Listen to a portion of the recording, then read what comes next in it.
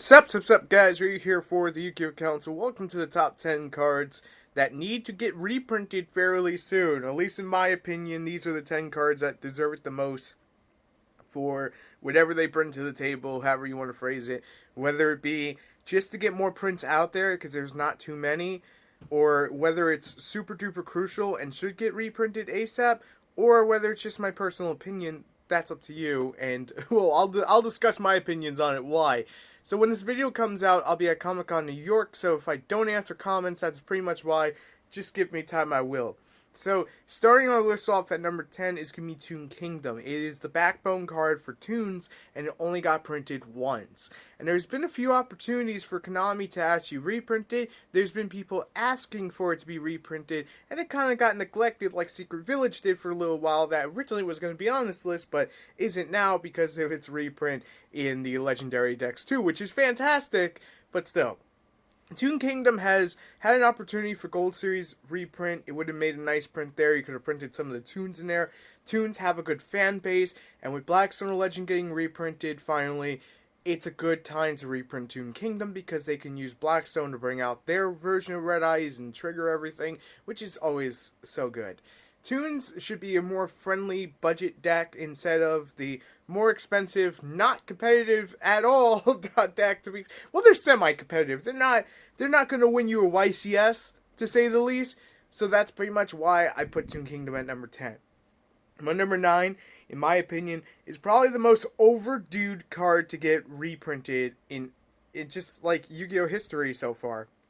Blood Memphis. The reason I bring up Blood Memphis, it was originally a YCS prize card, or I believe a Show and Jump. It was one of the two, because I know they changed around that time frame.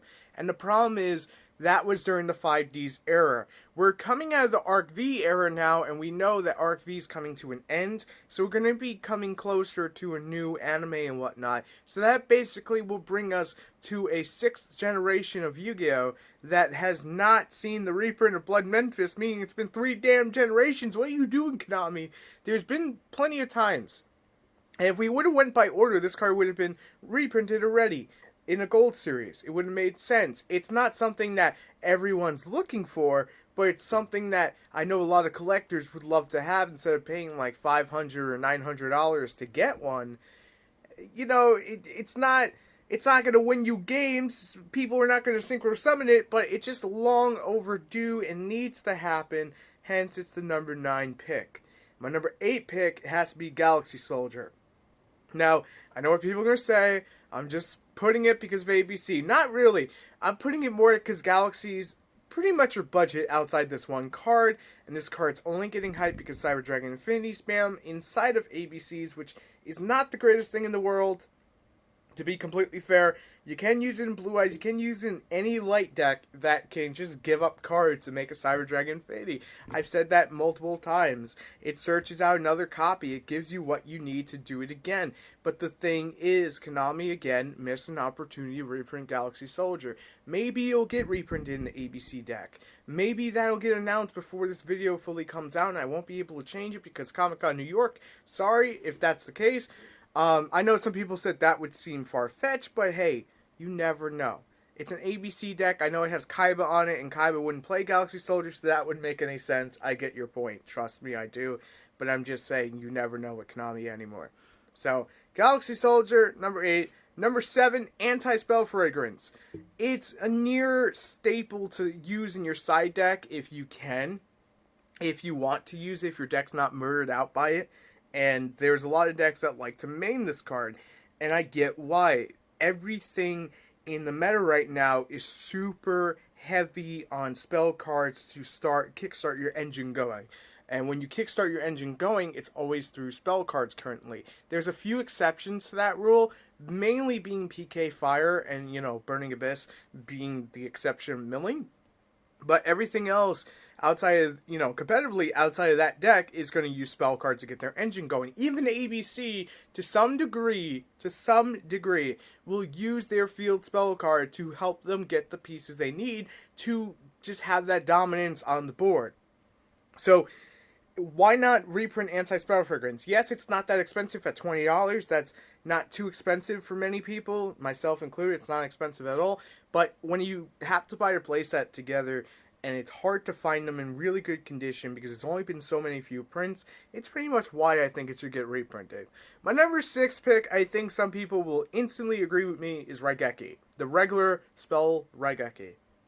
And the reason I say this, I don't believe a common card, whether or not it's from Battle Pack or not, should be $15. That is absolutely absurd.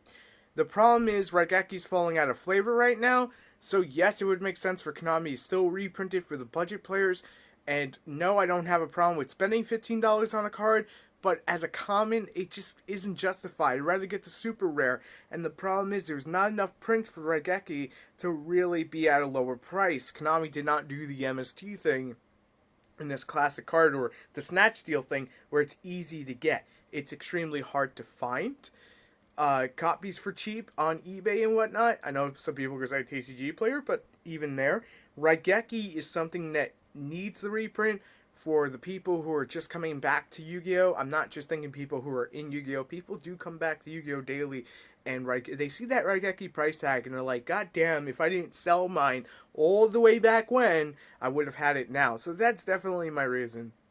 My number 5 spot is going to MX Saber and Volker. This card is proving more and more to get some semi-staple status for certain decks. Especially, you guys already know Janushi, or Jinichi, however you want to phrase it, say it. It doesn't bother me, but the point is, MX Saber and Volker is staple for that deck. It's staple for Madolches. It's $30 right now, and it has not gotten a reprint. It's gotten print once in Order of Chaos.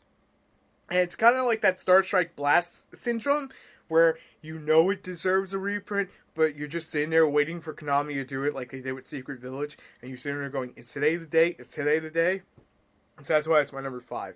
My number 4 and onward are going to seem like they're too early, but I'm going to mention them anyway, because if I don't mention them, people are going to get mad at me. So, Crystal Wing. $40. It's from the anime just as much. You know, it's hard to find. There's a demand for it. I'm not stating right this moment this card should get reprinted. Relax. I'm just saying down the line within, say, 4 months from now, it should indefinitely be on the priority list to get reprinted because there is a demand for it, and that is money to be had by Konami's part. Crystal Wing is near staple for about 20% of the meta decks at the very least. Now, playability-wise, it may start falling out of flavor for certain decks, because as we get to ABC and Dark Lords, they're not going to be using Crystal Wing. But for Synchros in general, it's one of the 2 best ones, and it definitely deserves a reprint. My number 3 pick, just like my number 4 pick, not saying right this instant, so don't bite my head off, Pot of Desires. It's something that when you see an $80 price tag, and when I say reprint, I'm not only talking about an accessibility, I'm also talking about a second run. We did not get the special edition here in America. Europe got it, and we didn't. So that means they had another chance to get Pod Desires, as far-fetched as it is to pull one out of a secret, super edition. Special edition. I was calling it super edition. As far-fetched as that is, you still got another chance to get one. Here in America, we never got that other chance, and that's pretty much why I'm putting it at the number 3 spot, because the price would come down just a little bit if it had one more run. Doesn't need the reprint right now, because it's too new syndrome, but definitely later down the line, it's something that Konami should have on their priority list. My number 2 spot is extremely far-fetched, for the simple fact that it's going to not get reprinted, at least for a while, until they're done using it as a YCS, prize card, is Minerva. And that just really ticks me off as a Lightsworn player who was dedicated to the deck since launch. It's the one thing that really makes the deck the next level. It makes it into a fucking meta deck, but we're talking about a $900 trading card, and $1,800 for 2 of them. Yes, you can win, and you can, play for cards or whatnot, stack money, and then get them. I don't feel safe really putting that on the table, when, of course, there is theft in Yu-Gi-Oh! I wouldn't feel safe having a $900 card going to a locals. I'm sorry, I just wouldn't. That's a huge investment regardless of how you made the money or not. It doesn't matter. That's still a huge commitment. And that's my main reason I want to see that thing reprinted like ASAP. because Light Sworns need it as a staple. There's the rank 4 deck for it, and I just really want to see what the community can come out with it. And I just, like I said before, if more people have access to something, it gets more interesting for the game because everyone's on the even playing ground. It's not that pay-to-win syndrome. My number 1 pick is Cyframe Lord Omega. This card's at $60. Gold Series would have been a perfect time to reprint it. It wouldn't have been too soon syndrome. It would have been good. To say the least. You know, maybe this upcoming Gold Series. Oh, wait, no, we have the movie one. Yay! Honestly, they should go back to the old special edition where you get like 1 or 2 really sought out after cards, and this should be one of them. That would have been really nice. I can't think of a time that's going to come up where this should get reprinted. Actually, they should have put it in the Megatins, not Gold Series. Why am I saying Gold Series? Gold Series was after. They should have put it in the Megatins. That would have been a great selling point. People want it. It's one of the 2 best synchros right now, so why wouldn't you? Konami, why? I'm going to end off the video here. Let me know what you guys want to see reprinted. What's your top 10 on that? And what other top 10s you want to see in the near future. I'm ready for the Yu-Gi-Oh! Council. If you enjoyed the video, make sure you hit that subscribe button for more, and I'll see you tomorrow for more Yu-Gi-Oh!